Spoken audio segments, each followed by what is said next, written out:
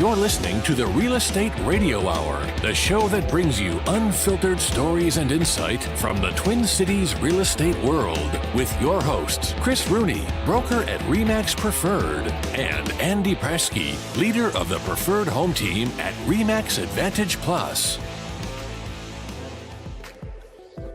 Go! Denny, Andy's still not here. I'll do it. Won't talk. Oh, there he is. Here he comes running in. I don't know if you know this, Chris, but I can actually hear every word you're saying. Oh. This people couldn't. And it's accurate and appreciated. Yeah, when we were on the radio, they couldn't. I'm like, we can't talk to him. We got to give him a little time to breathe now. Yeah, well, that and I'd usually have a butt sweat running right out here. But you'd always get there. It would always be there. It just depended on if it was a walk or if it was an all-out sprint to get in there. Yeah, you know that in that high school when you take those tests of what you should do for a living, they said you don't want to be a pilot, you don't want to be a delivery guy, you don't want it because you're going to be late to everything. Why is that? Is it because you're just doing something before that it just kind of goes too long, or is it just? I don't know if we have enough time with an hour. You're like a Brazilian. A Brazilian, but you're actually on time. They'll show up hour, 2 hours after, and that's on time for them. That's a cultural thing. I took a multicultural class years ago on how to do business with different cultures, and that's exactly what they talked about. They also talked about the whole family comes with for the appointment, right, or whatever. They'll bring a lot of people with, and like with housing and stuff like that, and you have to go to the elder first, and there's all kinds of cool things. We probably could have a class, bring some guests on, and talk about that. Every time I visit, I've probably seen about 15 properties here, like showings. And every single time the owners are there and they want to kiss you and hug you and be best friends. I'm like, hey, relax. It's different for sure. You got to pay for these hugs. Yeah, but Andy, I heard some news that we're getting some traction with the industry. People are worried watching our show if we're going to, bust their listings or what's going on. Hey, I don't know, man, but I yesterday was at an event and had a couple of people that approached us and just said, hey, I don't care what you guys do. Just promise me you won't rip on one of our listings. And I said, I can't promise anything because we're unbiased and we bring the truth to our listeners.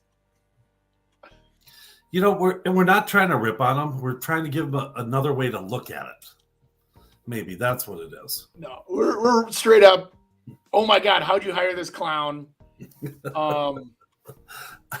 No, we haven't. We've been nice, actually. I think so. I think a big thing on that, though, is it's not just the realtor that makes these decisions. I mean, it's your client. Your client's ultimately the one in charge and going to decide whether or not they do that work or not. I think it's really hard for people to turn down a listing. And maybe they have a plan. Maybe the plan is, hey, let's just see if this works. And if it doesn't, then we'll go to this route. So it's kind of it's all over. And here, let me throw this out there. I heard a really, really crazy stat. This is a national stat that 68% of the listings last year were listed by agents that had done under 2 transactions in the last 12 months.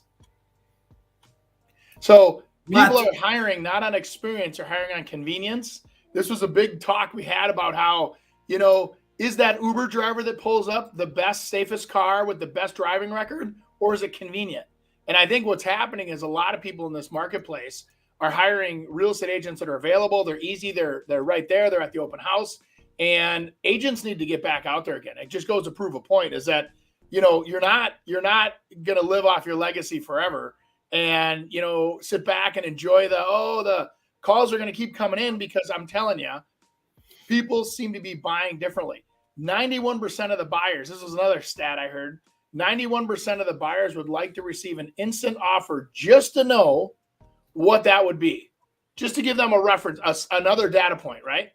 And then what's happening, though, is like less than 0.5% will actually hire that instant offer.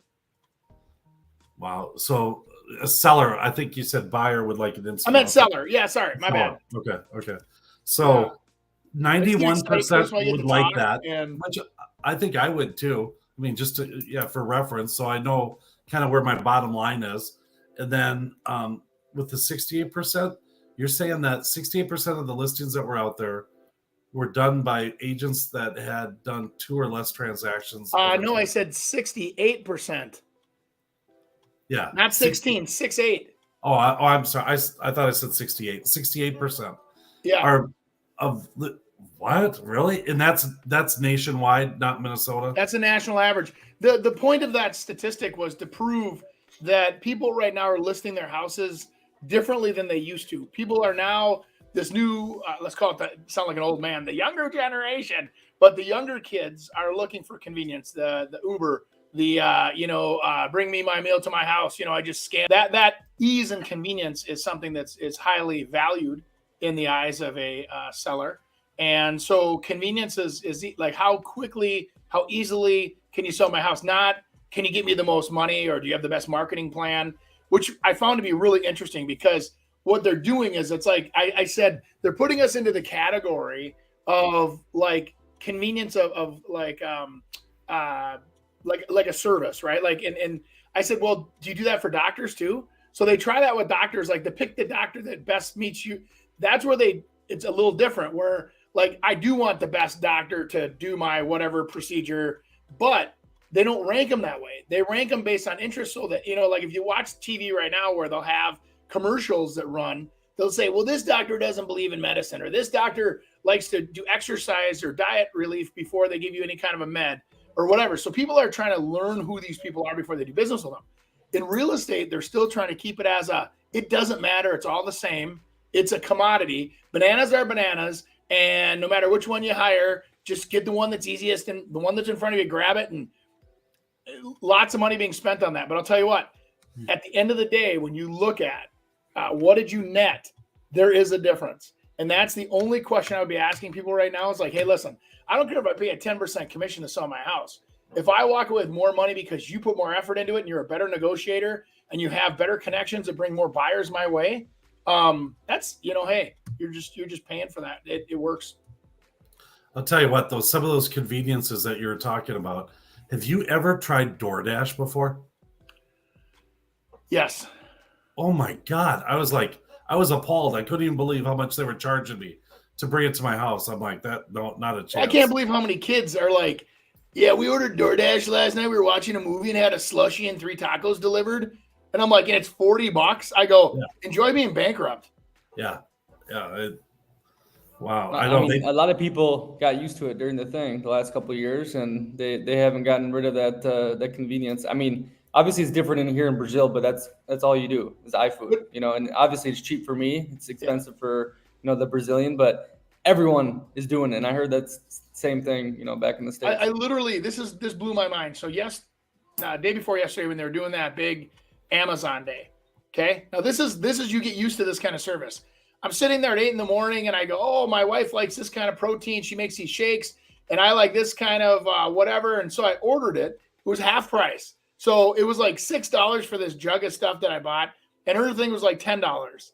It was delivered by 1 p.m, same day. And I go, how the hell did they even start the truck for under $50 and deliver it? And it's packaged, and I'm like, it's ridiculous. And it was half price. I always do that. That's the problem. You get used to that. You know what I mean? And you like it, and you want that with everything you do.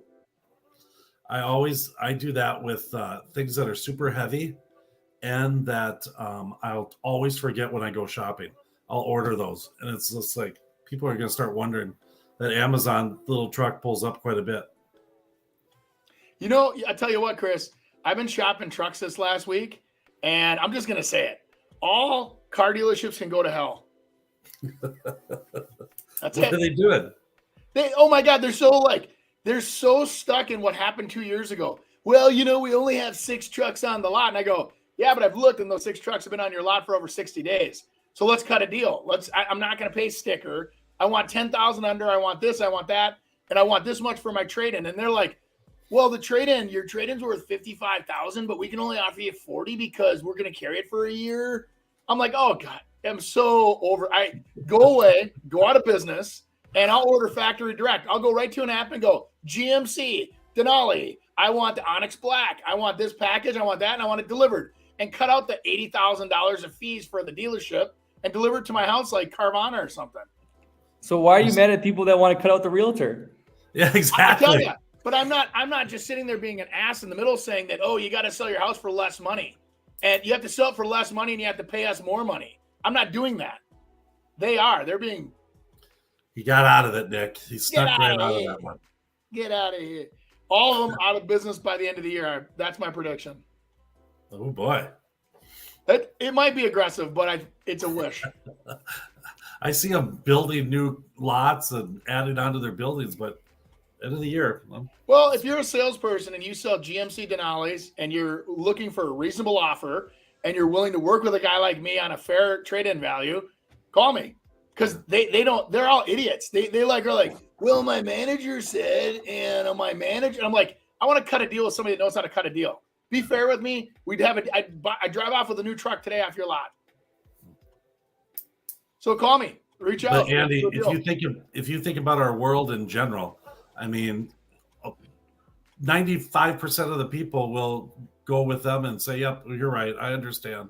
I'll do it. It's just like at a restaurant. You go in there and, oh, it's just bad service. And that's just what it is. I mean, it's just like we've all given up. And it's, well, you know, it'll change. So I repeatedly buy trucks, right? So I'm pretty consistent offender.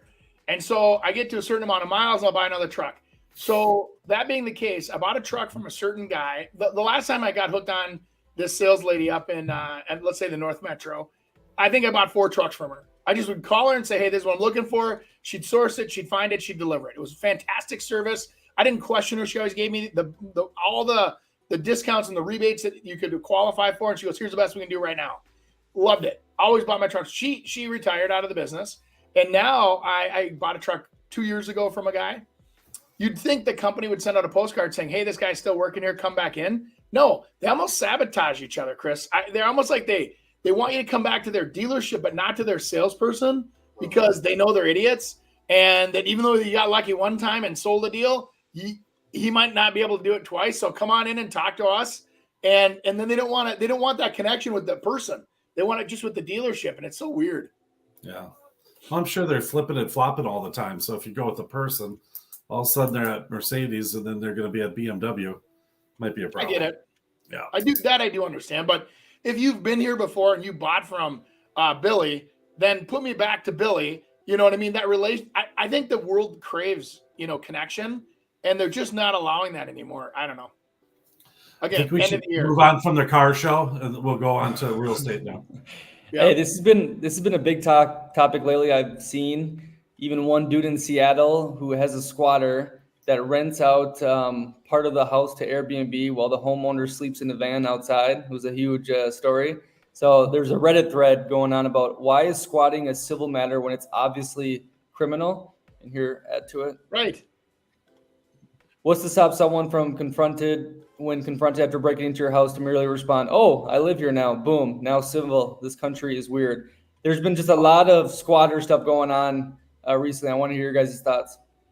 10 years ago, that person would have been shot, and they would have been, my God, if I walk into my house and someone's there, there's not a chance ever I'm gonna go sleep out in my Sprinter van and let someone stay in here. There's not a chance. I would be honest with you. You and I would grab that person by the face and throw him out the front door and say, get the hell out of here. Totally. I wouldn't sit there and be like, oh, are you comfortable? The housing authorities are coming to rescue you. Are you saying the laws don't let that happen? No, I would go nuts. Yeah. I know most people watching this too or listening. I'm not going to let somebody walk into my house and take over my possessions. And then in that world, why have any possessions? Because if it's just whoever's the strongest, now you're supporting a world that's full of bullies. And then you're going to see gangs take over, and gangs are going to own your neighborhood, and they're going to rent out your houses, and you have no rights to them.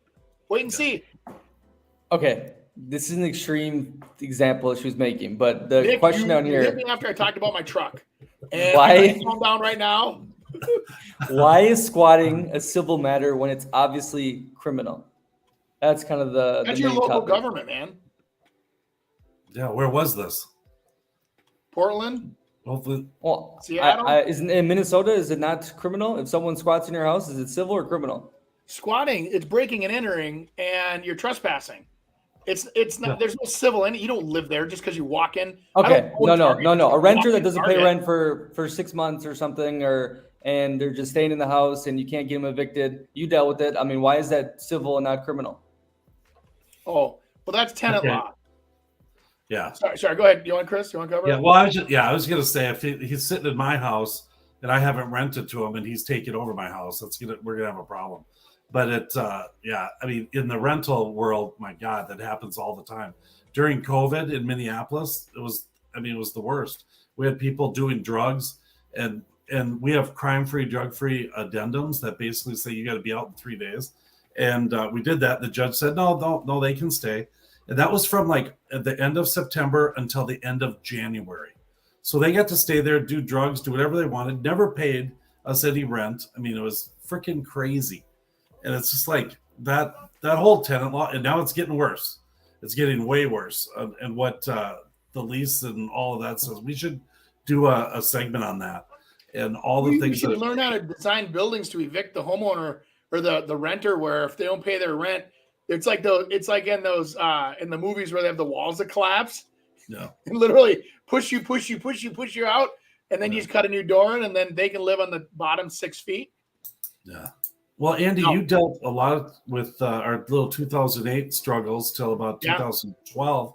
You dealt with a lot of squatters in those properties. Yeah. What were you able to do? I had most of them were drug addicts that had nowhere to live, homeless people. And when you'd walk in, you'd say, "Hey guys, how's it going?" And hey, I'm the guy that helps the bank. And so eventually what's going to happen is they're going to want to board up all the windows, lock the place up. There's a lot of choice words that are used to describe me. I was called Donald Trump quite a few times, really, and whatever back in the day. And anyway, so when that's the case, I said, I don't know nothing, guys. I'm just doing my job. Don't hurt the guy that does the job. And normally there's a cop with me, because I wouldn't go to houses that were occupied without a police officer, depending on where the area was. And, are they squatters or were they the tenants? Tenants would get paid to move. I mean, back in the day, a lot of people, just would abandon and, blame the banks and whatever. But a lot of banks were very, very, like I worked with Bank of America, and oh my gosh, were they generous? They were, I'm sorry we have to evict you and your family. Would $10,000 help you guys with moving expenses to help you move out of the house? And people are like, I haven't seen 10 grand in a year. So yes. And they would move out nicely. And there was a lot of very smooth transactions happening. There was a lot of them that were the opposite, where there were people squatting and there were vacant buildings for years and nobody's paying the taxes, nobody's paying the whatever, nobody's maintaining it. And those were tough. I'll just say, Nick, I wish it was criminal versus civil, because I've got judgments lined up, and it's just wrong to me. Well, Chris, I think it's criminal in Minnesota if they haven't been a tenant. Like maybe somebody could call into the show and help us with this, but like if you break and enter into a property and you stay there, you have no rights. If you have a lease, like this sounds like this other person did, they had a lease and then they just won't leave. They have an equitable position or a stake, or they had a tenant law where then they have so much time to recover before they become homeless. And there's a process to evicting them, and you just have to follow the legal process to evict them. And you can get them evicted in Minnesota. They don't sit there for years, so you can get them evicted. Good. You know that. I would be. Yeah, I get frustrated with that stuff, just because I think it's they think that like you're a realtor trying to do your job, going into these houses, which were probably $19,000 or $20,000. You're getting a percentage of that, so you're maybe getting $1,500 to be able to kind of put your life in jeopardy, and they're blaming you for them not having a house. It's just not, I don't know why giving on drugs and everything else. So I don't know why in your situation, where when you're a landlord or you're the owner of the property, why your rights should be taken away as a citizen and not have anybody helping you when somebody's doing wrong to you. And that's where society is flipped, right? Then it's the nurture the bottom and God bless us all because you're screwed. You know what I mean? You can't. There's got to be a happy medium there. Otherwise, why would you own properties? Why don't you just let them all be slums? And that probably will happen. So in some areas, probably. Mm-hmm. So I did a podcast 2 years ago saying USA will turn into Brazil 2.0, as in more violent, more stupid, more crazy. So we do everything bigger, and hopefully we course correct very soon. But but you know what's funny? what you just said right there is Brazil. What you just said right there is Brazil. The who owns the places, and they're just total slums besides the rich areas, right?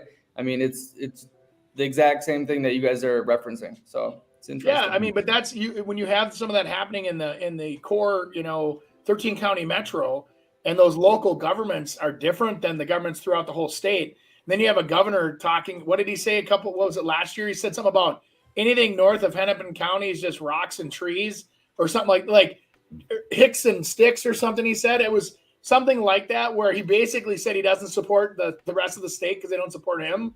And let's split in half. I got a great idea. Let's make Minnesota you guys can have the metro area, and then the rest of Minnesota will be like New Minnesota or whatever. And we'll have 2 more states or 1 more state. Let's split it. I guarantee you everybody that's outstate would say, hell yeah, let's go. All right. Well, this is going to be part of New Minnesota right here. I got $3.5 million cabin. Let's check this baby out. Let me share the screen. I like that. It's got a lot of land with it. We got a $3.5 million cabin, Andy. Is this Andy's new place? 2,000 feet of sand beach too. Yes. 113 acres might help it. Where is it? Ideal Township. Whitefish. Oh, done. I'm surprised he's not going for more than that. 1,500 square feet. It's all about the acreage there, boys. Oh, for sure. It's on Whitefish. It's a white. Is that up on the Whitefish chain? Yeah. Yep. It says right there in the second line. It does. Chain Yes. lifestyle. Yeah, it was all okay. Yeah, that's Wow. That's pretty simple. I mean, I just wonder how much it could be split into. That's my second question. 2,000 feet of sandy shoreline is what it said. So if all of a sudden you can get your 20 lots and each lot's worth $799, I don't know why this guy would ever sell for 3.5. He's leaving money on the table. That's over $8 million right there. And then he could still own all the acreage behind. Yeah. What kind of utilities and stuff do they have? I mean, what do they have to bring in? That cabin is cute. It's like a 1960s, Brady Bunch looking kind of place. It's in the way. It's probably in the way. You got to get rid of it. Yeah, it will be for sure. It doesn't have a garage. That's just a cute guest house. Yeah, it could be a guest house. Look at that. Wow, how cool is that? That'd be pretty impressive. Look at the sandy. It has sand up on the Is there a map, Nick, of that one? No. We don't have a map. I just wanted to see the acreage. That's crazy.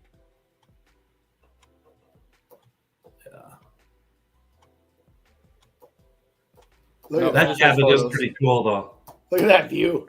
That cabin would be pretty fun, yeah. So Andy, our cabin expert, you think this guy should split it up and get some more money or what? Depends on what he's trying to do. If he now here's something that you may not be reading. It's only for sale for $3.5 million. We've seen places on that lake go for $40 million. I mean, there's some crazy like private sale estates that have gone to nonprofits. I mean, remember that we were talking about that? There was a Mark Pedig talked about that. The guy that built that like 29,000 square foot house and donated it to a nonprofit because he knew he couldn't get his money back out of it. And so they did a big write-off on it and everything. But that lake can support. There are people that are crazy enough to buy that and build their monster estate. But there's probably a clause on there that says that you're not allowed to subdivide for 15 years or something because that architect wants it to remain at least as long as they're alive intact.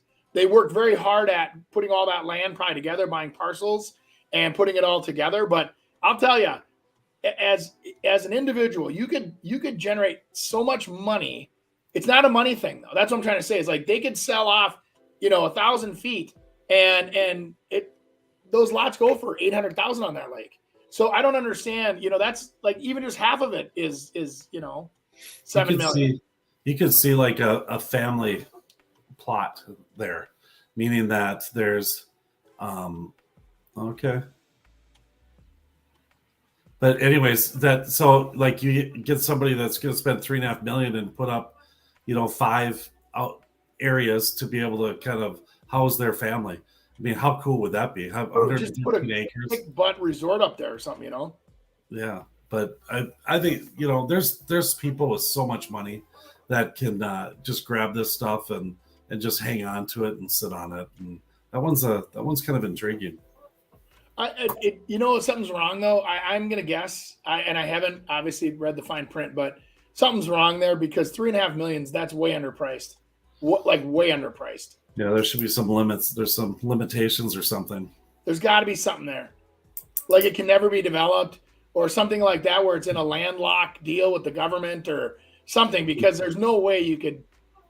I kind of got to know. Nick, bring that writing up again. I got to know now if there is something, if they've stated something. But we could look it up on the MLS too and probably get the real stats. Yeah, what's it say there? Ultimate and private is settled over 2,000 feet, fully furnished, doesn't really kind of go into it. Okay. But that's intriguing. I mean, and I think that is kind of what we're talking about, is how different people look at that. I mean, for some people, they're going to look at that and say, geez, it's a 1,000 square foot cabin. I mean, for $3.5 million, are you absolutely crazy? Other people are going to say, oh my gosh, I could probably turn that into, 20 lots of 5 acres apiece, and you could have all these estates and I sell them off. And other people say, you know what? I want to buy that as a legacy for my family and for centuries to come, that they're going to be able to stay there. And we'll put up 5 different houses, all named after the kids. And then little Billy's going to file bankruptcy and have a lien on it, and they're going to have to. No, so but there's enough players in that market up there where people that are on the lake that have real money, that as soon as that would have came up for sale, it would have never hit the market. I'm telling you. Remember old Buddy O'Connell up there, OC, and you've got Bruce Larson, all those guys that are up there in that marketplace that are super dialed into value, that would have never hit the market. And so something's got to be up with it can't be divided or something. Or it's all swampland or something. You know what I mean? Probably right. Yep. Maybe there's an airport or a nuclear plant maybe right next to it. Well, you do have good power, Chris. The plugins are crisp and they work every time. So that's an advantage. Maybe that Air Force base that we talked about last time would go over this land and drop bombs. And it used to be their practice spot. Yeah, exactly. Totally. This show's really getting good, guys. We know our stuff. We're gonna do a little social media reacts, but I know this one says residential, but I wanted to kind of pertain to you guys because someone commented on our reel the other day about you, Andy, talking about like monetary policy and free money and how you're so wrong and real estate people are stupid and they have no idea about economics. So this is why I picked this one. I appreciate you sharing that in front of everybody. Great. Go ahead. No, I don't know if he's right. I'll bring up the comment here later, but watch this. Good.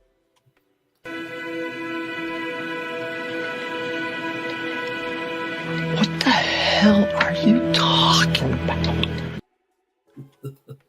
Oh, now I bet you I know what that comment is. Someone trying to be really super smart and that they're going to save the world against us. That's what it's going to be. Well, let's be honest. The barrier to entry in our industry is about as low as a pair of sandals on the floor you could step over. True. And anybody can get into this business, but can you make it is the key. Did I just go dark on you here? Look at this. Your tan is coming back, Chris. I kind of like this look. Yeah. I know. I look like an old guy in this. My tan's going away. I'm back. I got freckles. What the hell? Yeah. But you are right. I mean, the theory is that it's a low bar to be able to get a real estate license. There's some brilliant people in this business. There really is. Some real smart people. They might not be able to sell the most houses, but there's some people that really know their stuff. And, it is what it is. I mean, commercial does seem to, I don't know. It's a lot more education if you go into the commercial side of it, I think. Well, let me throw this out at you. So you go into a lawsuit situation and you have to hire an attorney. And the attorney is going pro bono, right? So they're gonna, if it sells, it sells. If it doesn't, it doesn't. We'll take that risk. What percentage do they charge?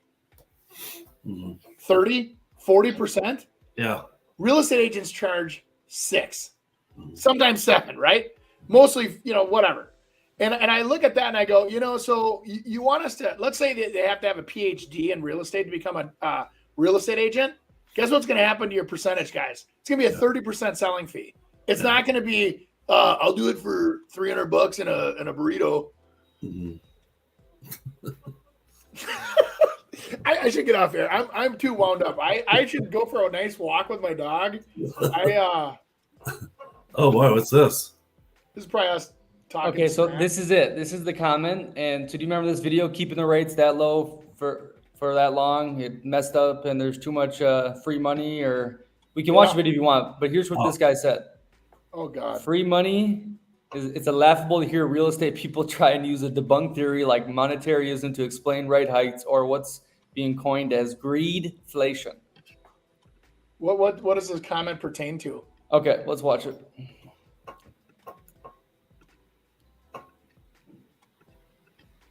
Prices only shot up that high that fast because rates were so low for so long. And I'm telling you, keeping the rates that low for that long really screwed us up. It's like taking medicine and now we don't have any left. Andy, my whole prediction about people selling on contract for deeds and doing that kind of stuff, I think is going to be very real coming up. I'm having a lot of discussions on that, and I'm selling people's houses that have 3 to 4% interest rates, and being able to even give someone 6, you're making money, and give them 6%. I mean, you're going to be way ahead of the market and probably get the value. People are going to be looking at that now. There's a lot of things you have to talk to your accountant, your attorney, your realtor, everyone else. But it's a real thing. It was a real thing back in the 80s, 70s.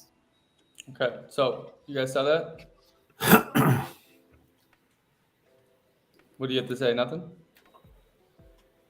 I'm sorry, I can't hear you. I don't know what the guy's even talking about. Yeah, see, free money, it's laughable to hear real estate people try to use. All he's doing is, that's a troll. What's great? Trolls, that's good. There are people out on the internet that all they do is troll for trouble. We're moving up in the world, Andy. We're moving up in the world. We're getting trolls, Chris. That's a good sign. Yeah, that is kind of nice. It is. I don't like that though. I don't like warm spot now in my heart. I have we're getting trolled. That's nice. Yeah, exactly. Trust me, I've dealt with it a lot. And then you talk to them in the direct message, and they're like, "Oh, I misinterpreted what you said," and like, "I'm sorry, I didn't mean it like that." And they're the softest people ever. They would never say it to your face. They love to come at you. It's surprising on Facebook they have their name on there. I deal with anonymous all the time on YouTube and Twitter. Yeah. Well, that's right. I usually block that when somebody says something silly like that. No, so you had to use them as content. So you take what they do and then you reuse it as content, right? And make them look stupid. So now I'll probably clip up this a little bit, be like, "Hey, what's up, guy?" And I don't know how we can make someone look stupid when we don't understand what they're talking about. I'd like to know a little more. I mean, so let's have Leaf on. We were talking about different ways in which to be able to market properties because the interest rates were so low. I mean, and they were low. There's no question about it. I wasn't talking about monetary policies. Yeah. We'll ask him to come on for a 10-minute segment. How about that? No, thanks. Him and Andy. I would love to see that. No, thanks. We don't have a jerk section yet on our show. All right, here we go. Next. He might be real, Andy. Jeez. Are we supposed to be talking? In a beautiful world, I wish I was special. You're so fucking special. But I'm a creep. That's awesome. I had to learn, Chris, years ago to get buckets in my truck. And I have buckets for model home, new construction. I have buckets for new listings where I have drop boxes and I have all the stuff in there. So I just slide it out. And then half the time I'm using my truck as a real truck and I've got to find a place to put all that stuff. I feel for that guy. You'd be very impressed, Nick, with Mr. Prasky's garage and his little extra shed stuff is very, very organized. But I was in my Sprinter the other day. I let some people use it, and I'm like, oh my gosh, this thing is huge. I did because they totally cleaned it out, and it was like, and I'm like, oh my god, it's all my crap I put in there. I'm thinking about taking out a seat because I don't have enough room, but it's all the stuff that guy's just packing in. It all sits right in my car, all out in the open. So Yeah. so true. That was me, by the way. That Well, person. what it does too is it saves you. I mean, let's be honest. You're running 15 minutes over to the office, back and forth. You forget a lockbox, you forget whatever, and that also I'm going to turn this as a positive. That individual, he's an entrepreneur. He's probably a solo entrepreneur, and so they do everything. So you're the accountant, you're the bookkeeper, you're the salesman, you're the marketing executive, you're the so all of that falls onto that person's. They have lots of hats, and that is a not to have compassion for that person, but that's our life, man. Very much. I just kept it to myself. I don't wanna know if you're playing me. Keep it on the low, 'cause my heart can't take it anymore. And if you creep, I think that's I don't know. I think there's a couple things there, but number one, as far as a room goes, I think if you had a small room, I think something like that's kind of cool. I mean, to be able to kind of make it right, but for the most part, I think it's a waste of money doing that kind of stuff. But I love the ability to be able to add stuff and do things just like they're doing. I wish there was a program. I mean, I know that's the AI type stuff, but if there was a program where you could, well, and there is, but for a layman to be able to kind of do it real quick and say, you know what, hey, I want this room to look really nice and open, and I want kind of a traditional feel. Then all of a sudden, all that stuff would pop in. Maybe there is something like that. Maybe you can help me, Andy. Is there something like that? Oh yeah, but I mean, what I was thinking about the whole time I was laying that out, I go, God, that's really cool. And then it's all custom fit, it's all custom sized. And I go, that's a $15,000 bedroom set. Yeah, oh, for Easy. sure. Yeah. Easy. Because by the time they do all that customization to fit just right, now it's a built-in. Now it goes with the real estate. It stays. Cool. That'd be a tough bed to get out of, too. You'd have to roll out on the floor and then onto your knees. And Jesus. Yeah, it has to throw you up. Exactly. You need pads on this wall, so Totally. We're gonna get into some more socialist talk. No, socialist talk. I want to hear what you guys got to say against this. But first, it's gonna be brought to you by the man himself, Andy Prasky, Preferred Home Team. Andy, you want to do the commercial, or do you want to talk? Wake up, America! It's no. I don't want to do my own commercial. Okay. Well, they said I could have 30 seconds on the show for a quick ad. Andy Prasky, Remax Advantage Plus, Andy@Prasky.com if you want to email us. Here's the thing, 22 years in the business, over 1,400 sales. I'd like to help you with your real estate needs. If that's buying, if that's selling, if that's building, whatever it is, give us a call, send us an email. Let's get you started on your real estate journey. I'd like to help you on the way. Lots of experience here, and I would like to put it to work for you. Andy Prasky, Remax Advantage Plus. Thanks for listening to the show.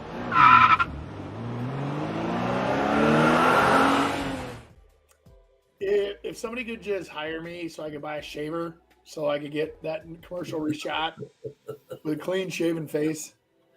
It seems like there's an imbalance in the availability of single-family homes in desirable areas, despite the advocacy of progressive politicians for more affordable and missing middle housing. People lie, just so you know. Why don't we impose high property taxes on non-primary residences, which could incentivize landlords to sell and increase the housing supply? Additionally, stricter regulations on long-term rentals could also help address the shortage. Well, let me explain this. So back in the day, when you had homestead versus non-homestead properties, right? So rental properties were non-homesteaded, and they were 2 to 3 times the normal tax rate. Here's the problem, guys. They don't sell them, they pass it on. And now that affordability goes right out the window again. You can't create affordability by taxing people. You have to create affordability by forgiving things. Like, I mean, honest to God, you look at like the amount of city fees and things that are in these houses to get these lots and permits pulled, like new construction exclusively. I mean, we were talking about this the other day. It's like $45,000 to $50,000 between the counties, the states, the whack and sacks, the sewers, the transportation fees, the park dedication fees, the trail dedication fees. I mean, it's ridiculous. People don't believe me. Go to a city council meeting once and ask them, say, can we see a breakdown of all the fees that are paid on these lots? And ask them to forgive that. And then all of a sudden your houses would be $45,000 cheaper, which would help. On the other hand, cities also put on what they call covenances. Like in the city of Dayton for a long time, you had to do all hardy fronts on the front of the. Why the hell do they care what I put on the front of my house? And also that would add $8,000 to the front of a house. They say, well, it looks nicer. Well, you're adding to the problem of not being affordable. So the idea there is this: less regulations, less fees, and that creates more of an affordable environment. If builders could make houses that people can afford, they will. And right now it's crazy. It's like I look at these guys that are making these slab on grade. You walk, there's a garage door and a front door, and you walk in. It's almost like a townhouse that they pulled apart, and they're going in the 400s. And that's considered to be attainable or affordable. And that's still a heck of a payment. You know what I mean? So it's but that's about the lowest that they can go at single family. I don't understand how people don't understand by now. It's all about money, and it's about power, and it's about greed and what they want. And I'm telling you, I mean, when I really saw it is when I sold an apartment building that I owned. And there was one exactly the same right down the street from there. And I ended up getting $400,000 more because we accepted Section 8. And so the government was willing to pay us more for an apartment that wasn't as nice as the other one.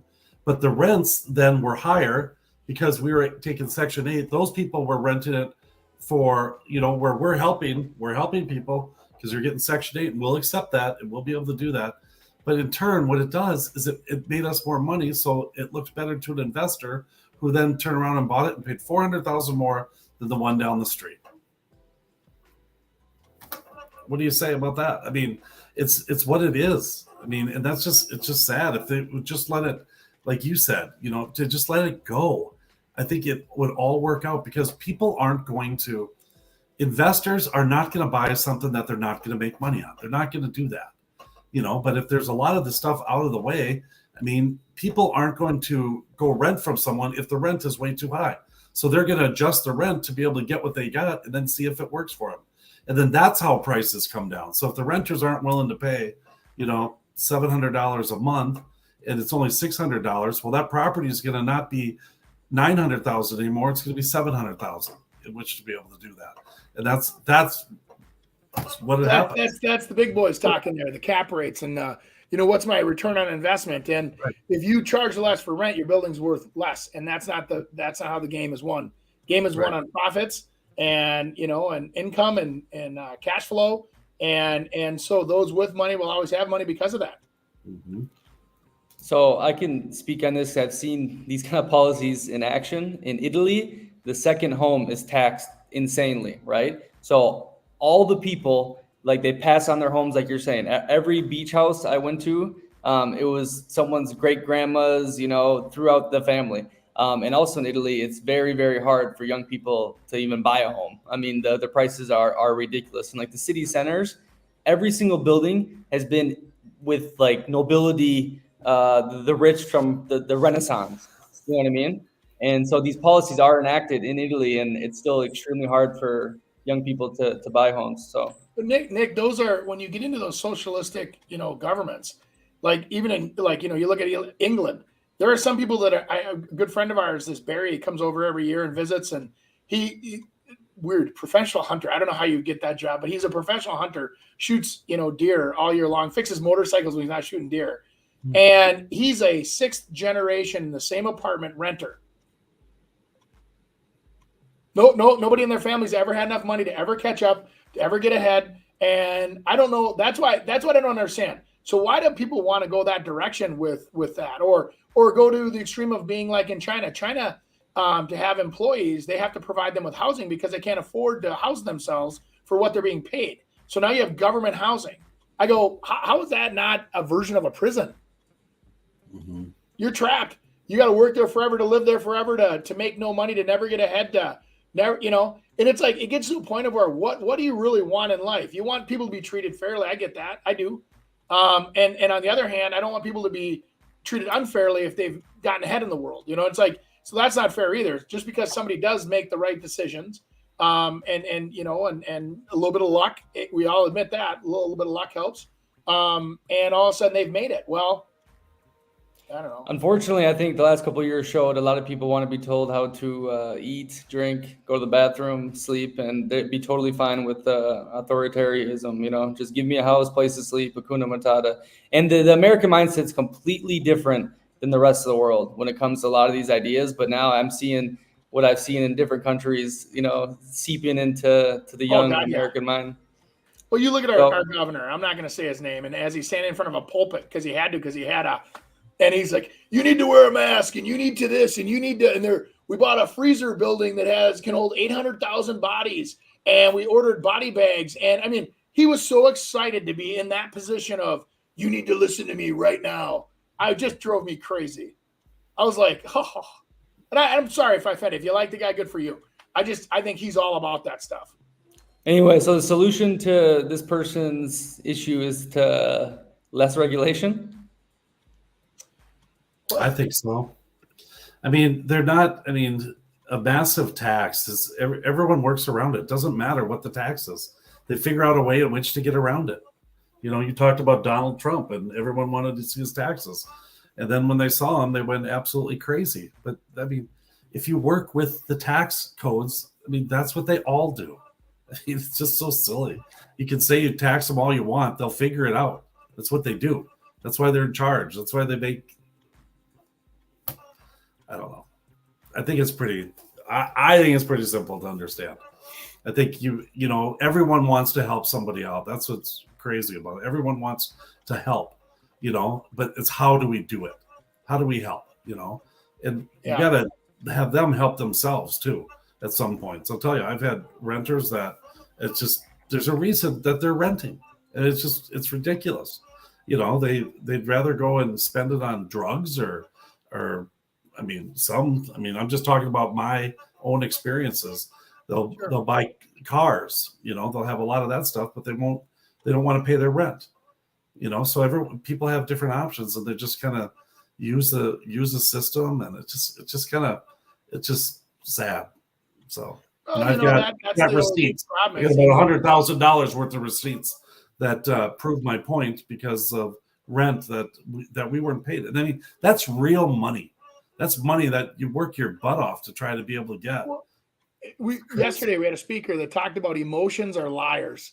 And if you followed your emotions and what feels good every time, you'd be a 700-pound broke guy living under a bridge, and it comes down to where sometimes you can't do always what feels good or whatever. And that's the problem, is that I get it. We'd all love to live on vacation with people serving us and bringing us drinks and pizza, and you stay skinny and you're in great shape and you have wonderful relationships with your friends. It's just not the way the world works. Sometimes you got to put the work in to make that stuff happen.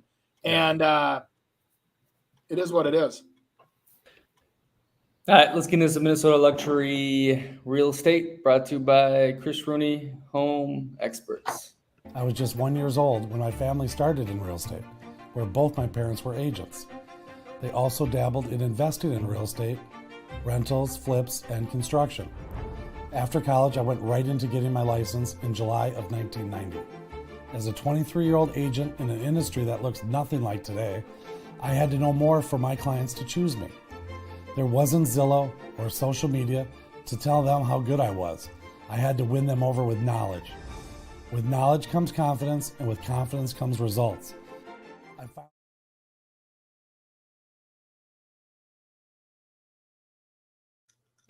Wow. Bloomington, that must be on the river. Look at all that character. That house has a ton of character. Yeah, Auto Club Road. Yeah. Wow. Yeah, that's pretty fun right there. Look at that back compared to that front, though. Isn't that something? Is that another pool in the back, or is that just like the lower level, or is that just a decorative pond, or what is that lower hot tub? No, the lower dark stuff down here on the bottom. Wow, yeah, that's pretty cool. With like stepping stones, it's like some kind of a fire pit. Oh, Yeah, I wonder if it's patio. I'm guessing it's some kind of water feature coming out of the pool. Maybe it's a kid's pool or something. yeah, oh yeah, right there. It could leak over or something. That's interesting. It's just a different maybe a different color on the bottom of it. You got a $300,000 pool. Yeah, look at that. I mean, just the landscape. Think about the landscape there. Yeah. And what that costs. Oh my gosh. Right. But how beautiful. How would you like to entertain there? Wow. I'd like to go there for something. So it's under 4 million. All right, let's get some of those pictures rolling. 3.5 acres. Wow. Yeah, it's on the bluffs. 162 days. It's not unusual with a larger house. They take a little longer to be able to go. But the one good thing about, being on the bluff is that there's not a lot of bluff lots left. And so it's kind of interesting. Some people will want to be on that side of the river, closer to Minneapolis, so they don't have to cross the river. But that one's really close to the river. So it's not like it's a crazy savings of time, but beautiful area, a lot of wildlife in that area. And Bloomington is I'm so curious. Can you flick along? I'm sorry to get so hung up on that pool in the bottom area. It's dark, so look at that, retaining walls and everything. My God. Yeah. Well, that terrain is typically like a cliff. Yeah. So they created that whole thing. Yeah, click through those photos. I love it. Wow. Jeez. Built in 2008. That doesn't feel like 2008. No, they painted all the trim for sure. Yeah, they must have. Yeah. Oh, that's pretty neat. Yeah. Really neat. Let the birds fly in. I think you're totally right, Andy. I would have liked to have seen that what that 2008 looked like, and this could be a great example for people in that price point. That countertop's definitely new. There's no way. They totally engulfed the whole island with the. Yeah, and the fixtures. I mean, the gold fixtures are. Well, look at how the seams match on the right side there. Like if you go back to the last photo, like on the island on the backside, they have seams. There you go. And see how it's cut and the seam still matches. So it looks like it's a big slab. Oh yeah. That's some impressive stonework. Yeah. Yeah. They had a heck of a stoneworker there. It's cool stuff. I don't know about the llama, but.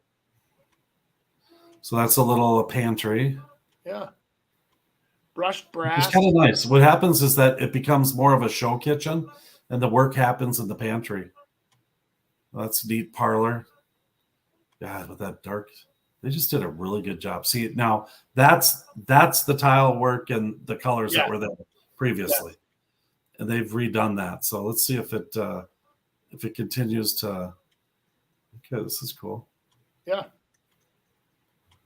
So I bet you, anybody, Andy, I bet you that cedar that's on those cedar shakes, that used to be, I guarantee you that used to be dark and they just freaking totally, no, the shakes on the white, on the walls there. Yeah. I guarantee you that was a cedar look before.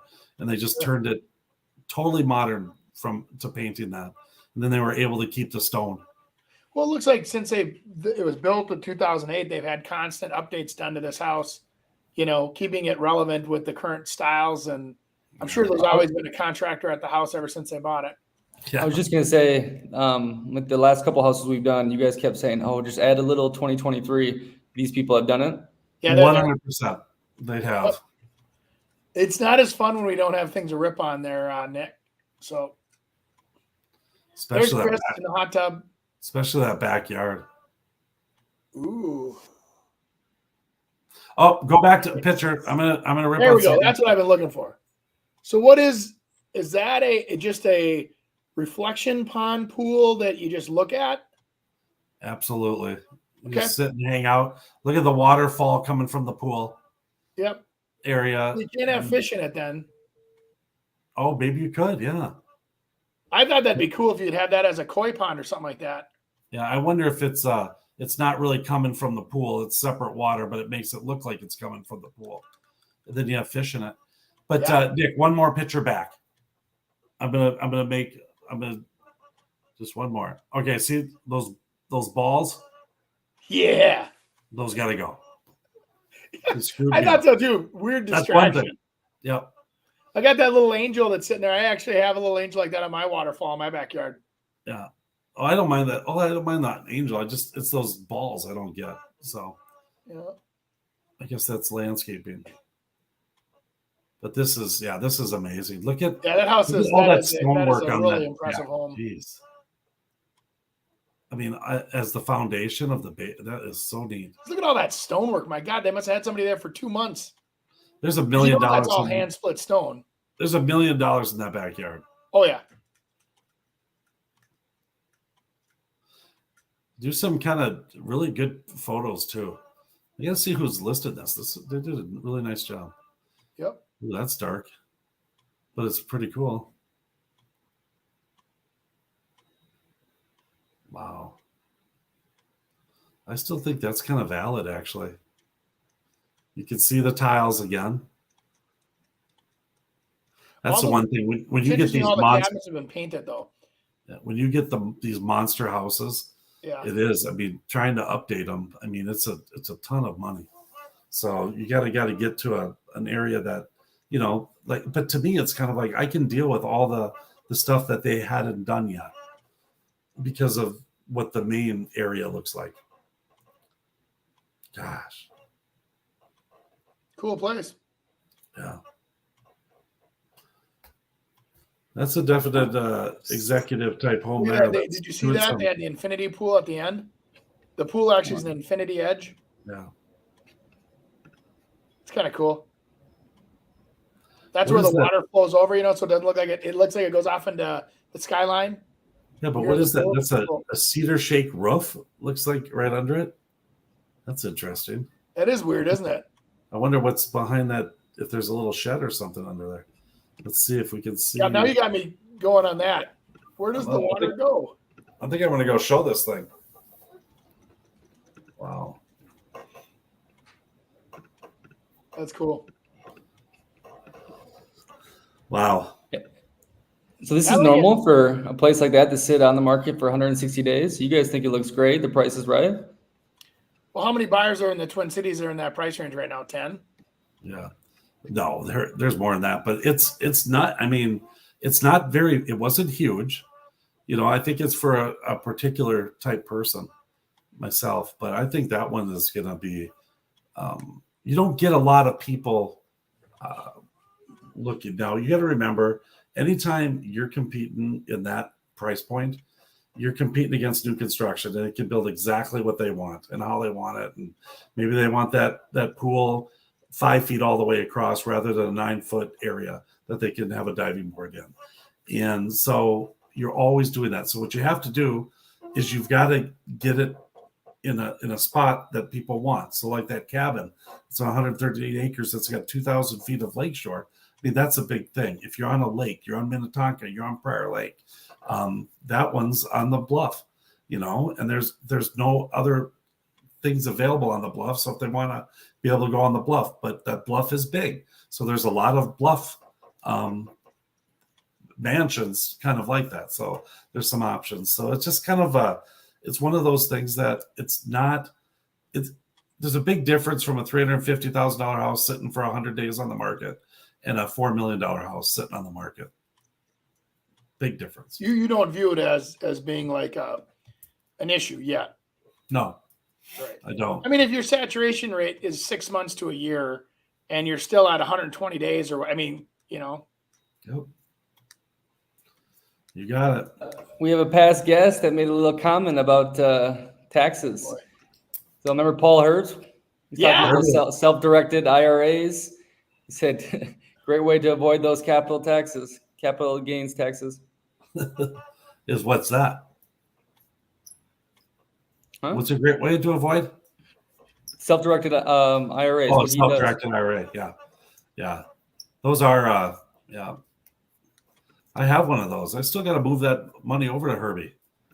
It's good that I got to do that. I got to get 2 people to pay my loans back from it, though. So then once I do that, then I can do it. All right. Well, boys, another great episode. Hopefully we don't get too many haters this one, but it's actually good news. I'm telling you, people are talking about it at your meeting, Andy, and now we have some bad comments. So the show is moving. Everyone, click that link, okay? Subscribe to the YouTube, like us on the Facebook. Our websites are on there too. So if you want to buy, sell homes, get in contact with us, and then write in any questions you have, and we'll answer them each week. Anything else, guys? No, that's it. Have a great Comments, and week. that's good. Interesting. Wow. Okay. We'll go with it. See ya. Thanks for joining us this week on the Real Estate Radio Hour. Don't forget to visit our website, realestateradiohour.com, where you can subscribe to the show on iTunes, Spotify, Stitcher, or your preferred podcast listening app. If you enjoyed today's episode, we'd appreciate a rating on iTunes or sharing us with a friend. Until next time, stay awesome, Twin Cities.